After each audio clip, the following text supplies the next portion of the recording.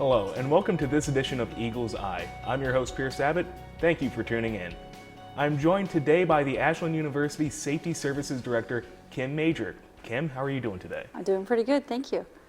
So, as the university's Safety Services Director, what exactly does that job entail?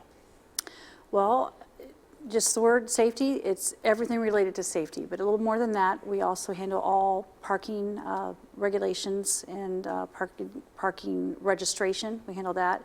We also take all the phone calls for service. We do that through there. We have a 24/7 operation with our dispatch. So even when you guys are out on break or holidays, we're still in there doing our thing. We also do lockouts for vehicles and for buildings.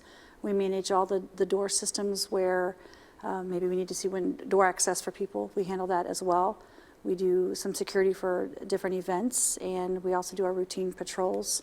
We're also available when I say calls for service, whether we're responding to something or whether we notice something when we're out and about, we handle that as well. Very nice. So, what brought you to Ashland for this director role? Well, I'm from Ashland, the Ashland area, and I retired from the Ashland Police Division, and having an opportunity to come here made my life come full circle because I am a graduate of the university, and I had spent a whole career in law enforcement, so we retire a little bit earlier than people do typically.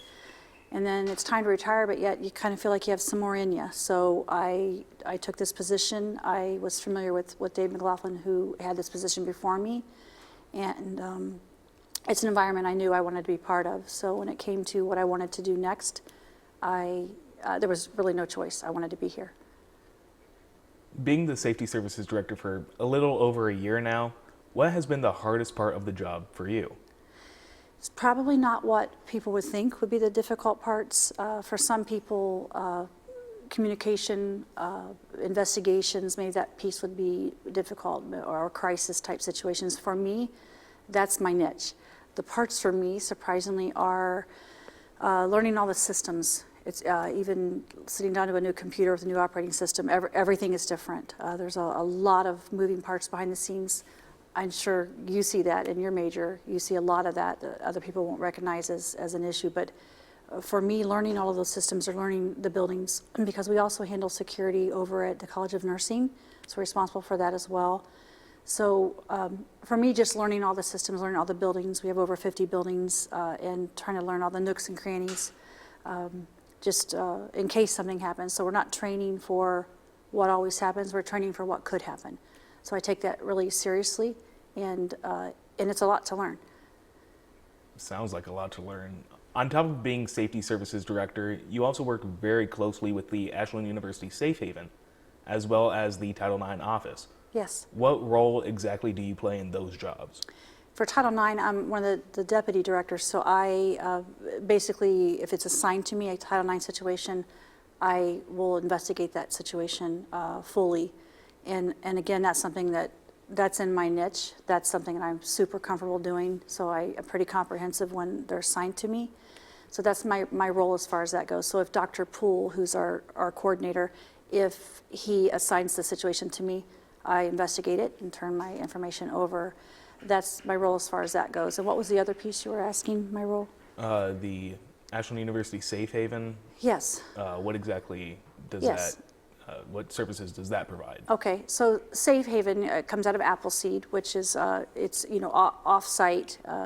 It's a resource. It's a community resource, and we have a lot of community resources that we're familiar with here and that we can use. There's a wealth around here, and we try to capitalize on those options.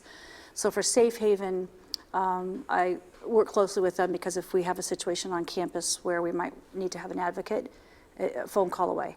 And so we work very closely. It's super important to have those built relationships and then foster those relationships so that when something happens, we know where to go, who to go to, and there's already a relationship. When you bridge that, it makes things run smoother, makes people feel more comfortable. Very invaluable services that you provide on campus. And changing up the pace a little bit, something people may not know about you is that you're also a published author. Can you tell us about the book and the overall process of writing it? Yes, I co-authored with Lisa Pulitzer, A Hunger to Kill. and the book relates to a case involving a serial killer, oddly, that occurred in this community. So because I'm from here, and I was a law enforcement officer here as a police detective, I was one of the detectives assigned to the case involving Sean Great. And so we did lose, in our state, multiple women related to him.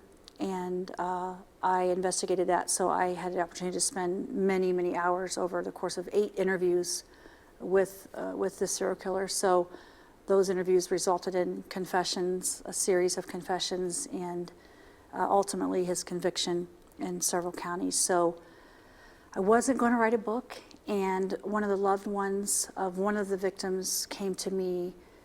She was so concerned about how her loved one was being portrayed by the media, and felt like she was being marginalized. And so she came to me crying, and she wept, and she said, please do something. And I remember going home and saying to my husband, like, what am I supposed to do because someone's being portrayed marginally by the media? And my husband's like, this is easy.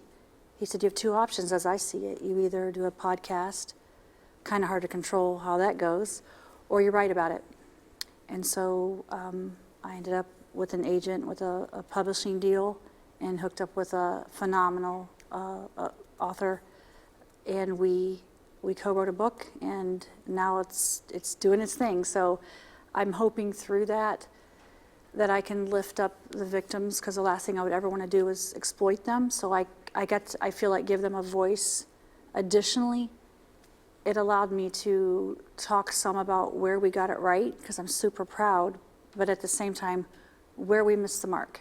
Because I feel like if we can't learn from something like this, we really have to question our purpose.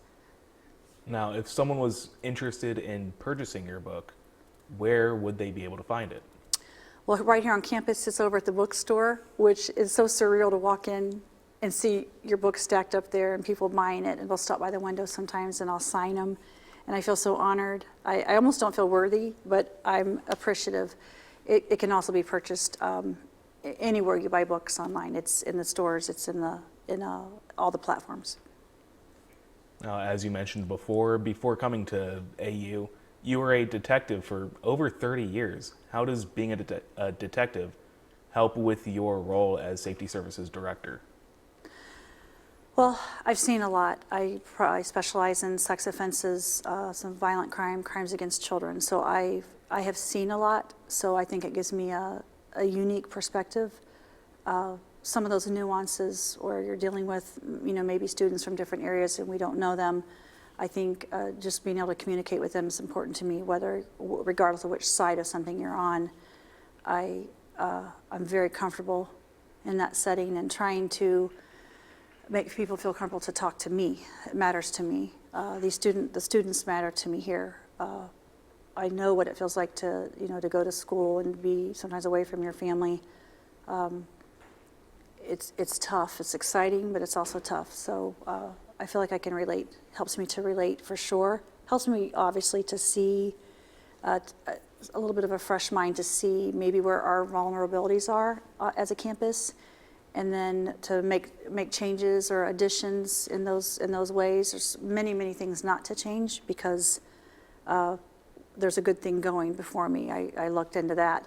But there's always things, especially across the nation, things are changing. So we've really increased our training, where even the officers are getting de-escalation training and various different training, CPR. We did a stop the bleed training and opened up to staff. We had over 30 people show up to learn what to do if something happens to someone, whether it's in facilities or whether you're a professor in a class. We had a good mix of people who are getting trained, and we continue that. Beyond that, doing a lot of trainings, probably 13 of them in the last 3 weeks, where we're training on personal safety, property safety, to different divisions or student groups. So whether it's staff or students, we're out and about doing those trainings just to bring everybody on board so we all have the same information. Now, has the change of pace from detective to director affected you at all? I think because I'm in the learning phase. I've been here a year, but I have a lot to learn. I still hold a police commission, but in this role, I'm safety services director. So I hold my police commission outside of here. I do forensic interviews when I'm called in. But here, I'm in a different role, and I'm loving it. I'm loving it. The same in some ways, where you're always looking for something or trying to sort something out, even whether it's investigating camera systems, or it's all investigation. Life is investigation. So that is my skill set. So I try to capitalize on my own skill set, but learn the other things I have to learn. I'm also doing that with our staff, because our staff comes from various backgrounds in safety. They're a wealth. So finding those skill sets and then capitalizing on them is proving successful for us. Now, before we say goodbye, what has been the most fulfilling part as Safety Services Director? For me, it's being able to impact student groups, maybe some student groups who may feel marginalized, being able to have them feel comfortable or know that they have a voice, or that I will take them seriously when they come to me. They can come to me directly. And the personal relationships I'm building with staff. I can tell you the thing I'm taken by the most is I'm behind closed doors in meetings with faculty and staff on this university campus. And when I initially did that, when I first came here, I would listen to groups or people trying to uplift students. And I was thinking, is this real? Are they just doing this for show because I'm new? It's not for show. I watch it happen, and I'm impressed with it. Well, Kim, it has been an absolute pleasure. Thank you for taking the time to sit down and talk with me today. Thank you for having me. I feel honored. And that's going to do it for this edition of Eagle's Eye. Make sure to follow us across all social media at AUTV Ashland. I'm Pierce Abbitt. Thanks for watching.